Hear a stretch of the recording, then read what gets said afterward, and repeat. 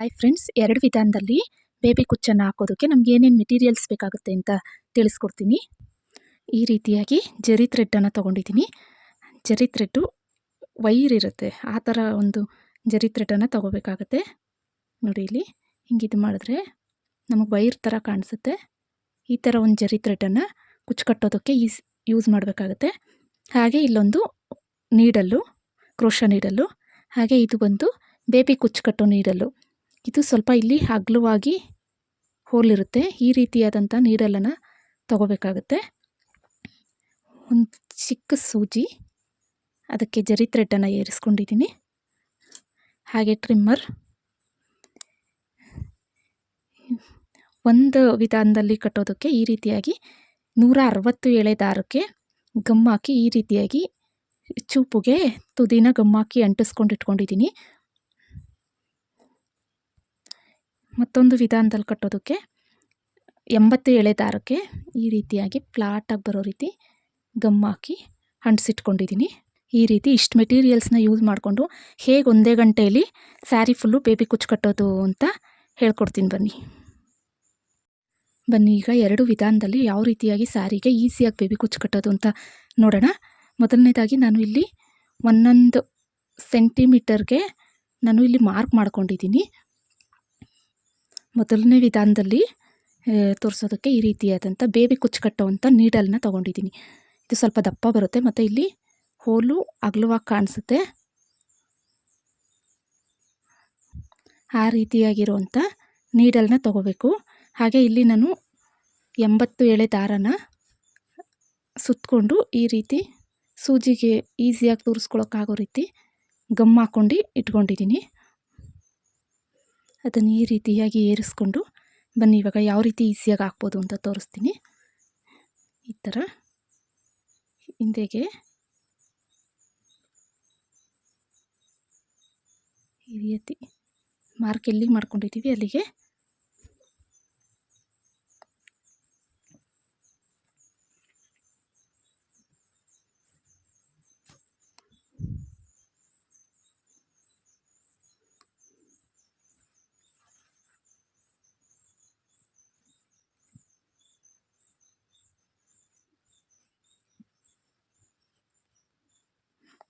ಈ ರೀತಿಯಾಗಿ ಹಾಕೊಂಡ್ಮೇಲೆ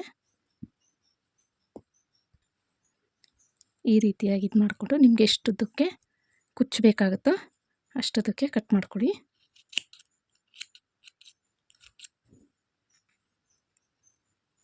ಆಮೇಲೆ ನಿಮಗೆ ಹೂ ಕಟ್ತೀವಲ್ಲ, ಸೇಮ್ ಅದೇ ರೀತಿ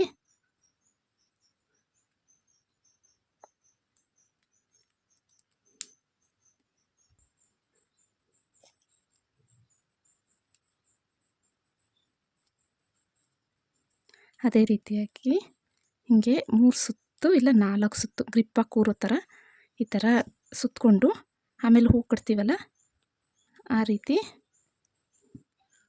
ಹಿಂಗೆ ನಾಟ್ಗಳನ್ನ ಹಾಕೊಳ್ಳೋದು.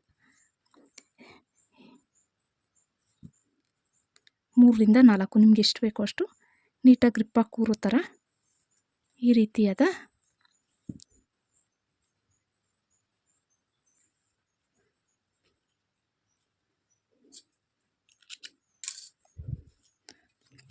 ನಾಟ್ಗಳನ್ನ ಹಾಕೋದು.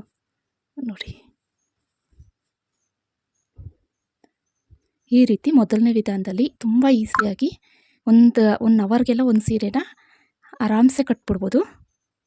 ಇನ್ನೊಂದು ಥರ ವಿಧಾನ ಯಾವ ರೀತಿಯಾಗಿ ಹಾಕೋದು ಅಂದರೆ, ಈ ರೀತಿ ಕ್ರೋಶ ನೀಡಲ್ನ ತೊಗೊಂಡು ಈ ರೀತಿ ಬಟ್ಟೆಗೆ ಹೋಲ್ ಮಾಡ್ಕೋಬೇಕಾಗುತ್ತೆ.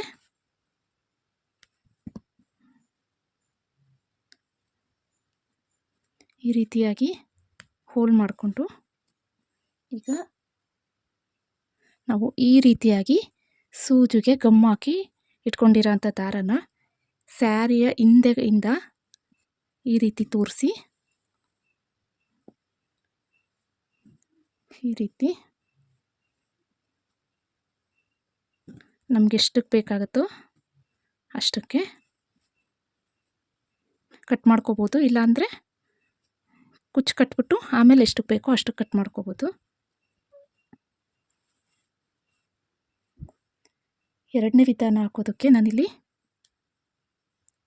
ಸೂಜಿಗೆ ಜರಿ ಥ್ರೆಡ್ಡನ್ನು ಏರಿಸಿ ಈ ಥರ ನಾಟ್ ಹಾಕಿಟ್ಕೊಂಡಿದ್ದೀನಿ.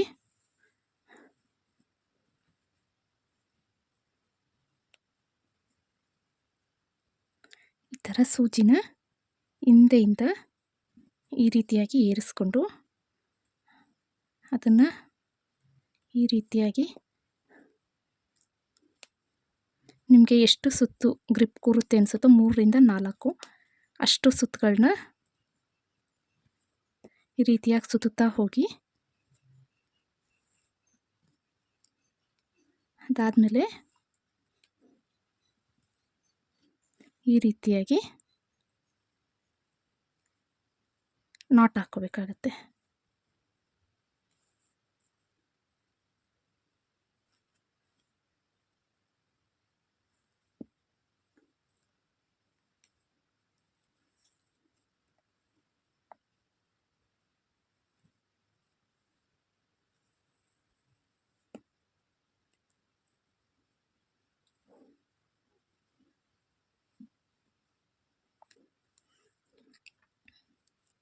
ಈಗ ಇದನ್ನು ಕುಚ್ಚಿನ ಹಿಂದೆಗಡೆ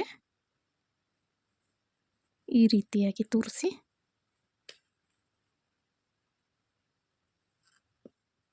ವಿಧಾನದಲ್ಲಿ ಈಸಿಯಾಗಿ ಒಂದೇ ಗಂಟೆಯಲ್ಲಿ ಬೇಬಿ ಕುಚ್ಚು ಕಟ್ಟೋ ವಿಧಾನಗಳು ಈ 2 ವಿಧಾನ. ಯಾರಿಗೆಲ್ಲ ಈ ವಿಡಿಯೋ ಇಷ್ಟ ಆಯಿತು, ಹಾಗೆ ನಿಮ್ಗೆ ಯಾವ ವಿಧಾನದಲ್ಲಿ ಕಟ್ಟೋದಕ್ಕೆ ಈಸಿ ಅನ್ನಿಸ್ತು ಅಂತ ಕಮೆಂಟ್ ಮಾಡಿ.